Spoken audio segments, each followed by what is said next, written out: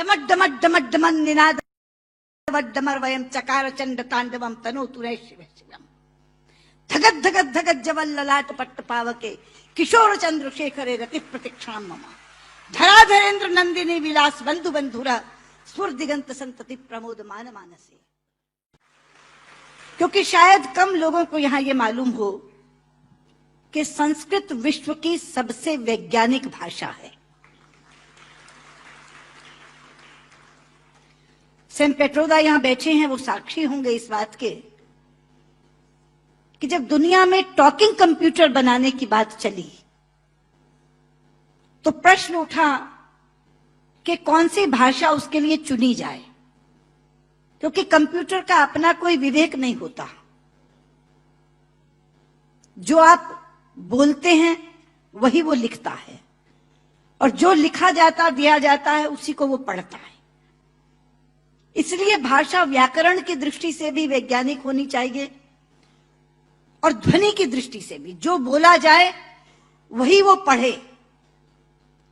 आज गर्व से माथा ऊंचा करके कह सकती हूं कि विश्व की तमाम भाषाओं की समीक्षा करने के बाद जिस भाषा को सर्वथा उपयुक्त पाया गया कंप्यूटर के लिए वो संस्कृत है।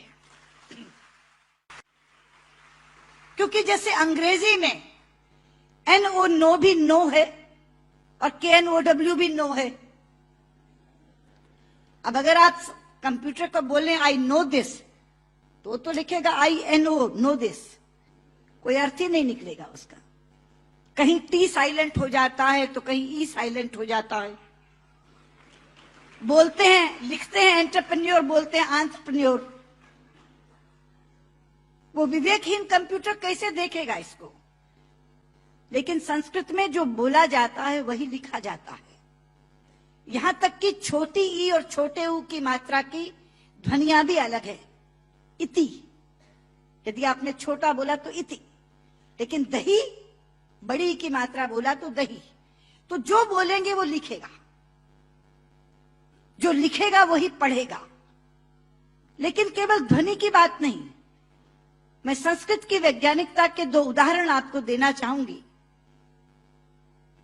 संस्कृत में शब्दों का इतना अपार भंडार है मित्रों कि रचनाकार अपने व्यक्तित्व के अनुसार उसको चुन सकता है। एक प्रसंग है रामायण का कि जिस समय भगवान श्री राम लंकेश पर विजय प्राप्त करने के लिए लंका जाते हैं तो भगवान शंकर की आराधना करते हैं। वो स्तुति जिसमें करते हैं वो रामचरितमानस में रुद्राष्टकम के नाम से समाविष्ट किया गया है। रुद्राष्टकम के शब्द हैं नमामि शमीशान निर्वाण रूपम विभुम व्यापकम ब्रह्म वेद स्वरूपम निजम निर्गुणम निर्विकल्पम निरीहम चिदाकाशमाकाशवासम भजे। लेकिन उसी समय श्री राम पर विजय प्राप्त करने के लिए रावण ने भी आराधना की थी, स्तुति की थी, और उसने अपना स्तोत्र स्वयं रचा था जो शिव तांडव स्तोत्र के नाम से प्रसिद्ध है। शब्द हैं डमट डमट डमट डमन निनाद वड्डमर वयम चकार चंड तांडवम तनोतु रे शिव शिवम धगत धगत धगत जवल ललाट पट्ट पावके किशोर चंद्रशेखरे रति प्रतीक्षाम मम धराधरेन्द्र नंदिनी विलास बंधु बंधुरा स्फुर दिगंत संतति प्रमोद मान मानसे।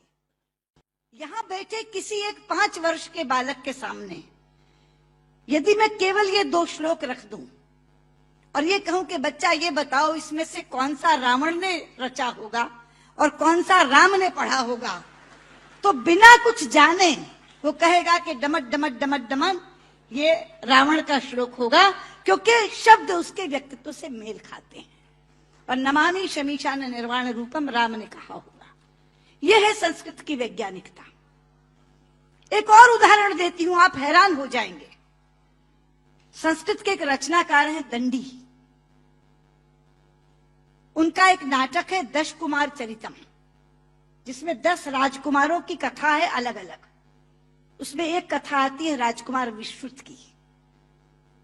प्रसंग है कि वो आखेट के लिए शिकार करने के लिए जंगल में जाता है। एक तीर आकर उनके होंठ पर लगता है और उनका निचला होंठ कट जाता है। मित्रों, इस प्रसंग के घटने के बाद कथा अनेक पन्नों में चलती है। कितने ही संवाद विश्रुत बोलता है, लेकिन दंडी ने पूरे संवादों में कहीं भी ओष्ठांग का प्रयोग विश्रुत से नहीं करवाया है। ओष्ठांग क्या है? पूरा अल्फाबेट हिंदी का जो पवर्ग है वो ओष्ठांग है। प, फ, ब, फ, म। प, फ, ब, फ, म दोनों होंठ मिलाकर बोले जा सकते हैं। अगर दोनों होंठ में से एक होंठ नहीं है तो आप प नहीं बोल सकते, ब नहीं बोल सकते, भ नहीं बोल सकते, म नहीं बोल सकते। ये पवर्ग ओष्ठांग है। तो अगर उसका एक होंठ कट गया तो उसने पवर्ग का उच्चारण कैसे किया, ये कोई भी प्रश्न कर सकता था रचनाकार से। इसलिए अनेक संवादों में कहीं भी ओष्ठांग का प्रयोग नहीं है। यह है संस्कृत की वैज्ञानिकता।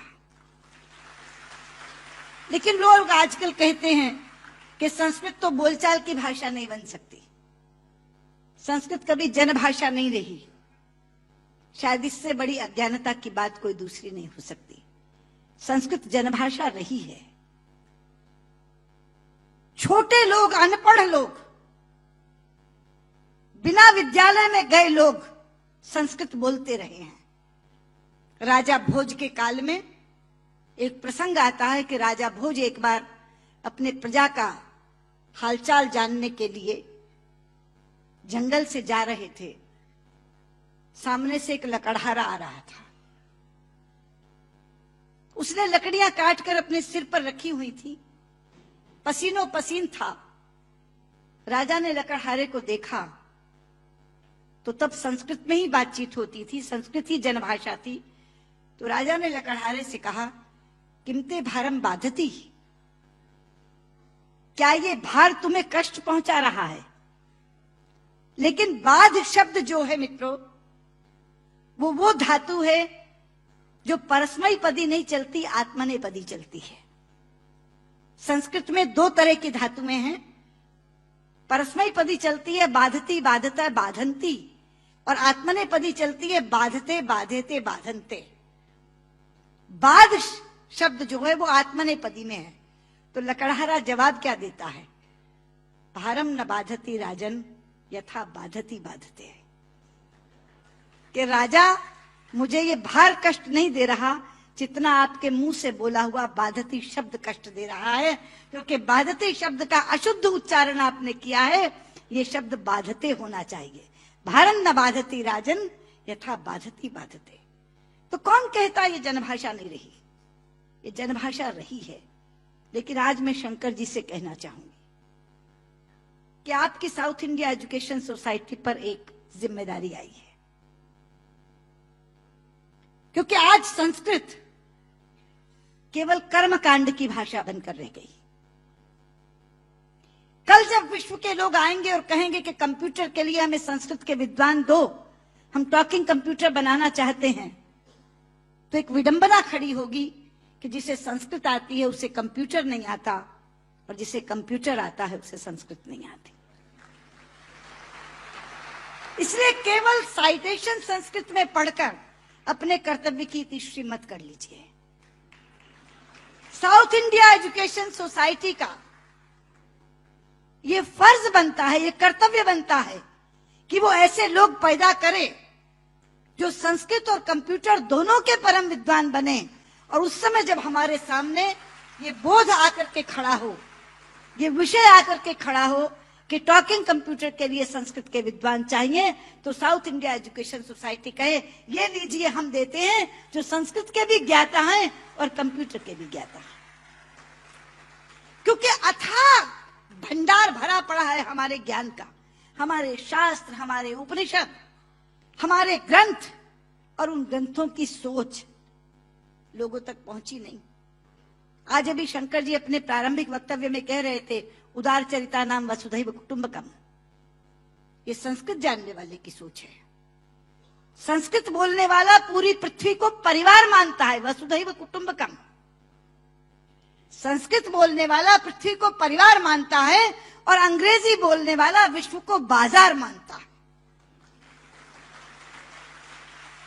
और ये सोच का अंतर है, क्योंकि परिवार में प्यार होता है मित्रों, बाजार में व्यापार होता है, केवल व्यापार, शुद्ध व्यापार। लेकिन ये कौन बताएगा लोगों को कि भारतीय संस्कृति में पूरी पृथ्वी को, पूरी वसुधा को कुटुंब मानने की भावना है। सर्वे भवन्तु सुखिनः, हम तो सर्व की बात करते हैं, सर्वे सन्तु निरामया, सर्वे भद्राणि पश्यन्तु मा कश्चित् दुर्भाग् भवेत्। सर्व के कल्याण की कामना किसने की है? लोग अपनी अपनी बात करते हैं, लेकिन ये है वो भारतीय संस्कृति जो सर्व के कल्याण की कामना करती है। इसलिए बहुत ज्यादा आवश्यक है कि ये ज्ञान जो छिपा पड़ा है पुस्तकों में, केवल इस कारण नहीं पहुंच पा रहा कि ऐसी भाषा में है जो भाषा मृतप्राय होती जा रही है, जो भाषा केवल मंत्रोच्चार की भाषा बन गई है कि विवाह पद्धति करानी है, जन्म मरण कराना है तो पंडित जी को बुला लो, वो भी अपना आधा अशुद्ध और आधा शुद्ध बोल के चले जाते हैं, क्योंकि उनको भी कोई टोकने वाला नहीं, उनको भी कोई कहने वाला नहीं कि आप क्या कर रहे हैं।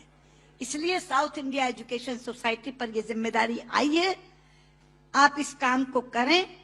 और मैंने अभी जब आप बैठे थे तो मैंने आपसे कहा था कि जो 2.5 लाख का पुरस्कार आपने मुझे दिया है मैं आपको वापस करती हूं, आप इसी पुण्य कार्य में आप उसका इस्तेमाल करें और ये काम आप जरूर करेंगे। मुझे लगता है तभी मेरा यहाँ आना सार्थक होगा। बहुत बहुत